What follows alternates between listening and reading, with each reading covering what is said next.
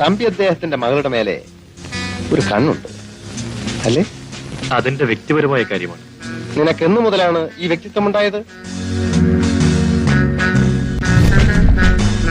ഞാനും ഒരു മനുഷ്യനാണെന്ന് മനസ്സിലാക്കിയ കാലം മുതൽ. സ്വന്തമെന്ന് പറയാൻ ഒന്നുമില്ലാത്തവൻ മനുഷ്യനെന്ന് പറയുന്നതിൽ അർത്ഥമില്ല. നിങ്ങൾക്ക് വേണ്ടി ഞാൻ എപ്പോഴും പണയം വെക്കുന്ന എന്റെ ജീവനില്ലേ, അതെനിക്ക് സ്വന്തമാണ്. അതുപോലും എനിക്ക് അധീനമാണ്. സാഹചര്യം എന്നെ ഒരു പോക്കറ്റടിക്കാരനാക്കി.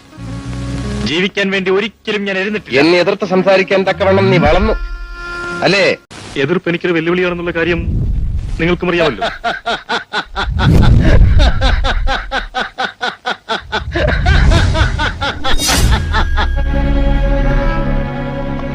കുട്ടികളുടെ കളിപ്പാട്ടമല്ലേ, സൂക്ഷിച്ച് കൈകാര്യം ചെയ്തില്ലെങ്കിൽ ചോര വരും.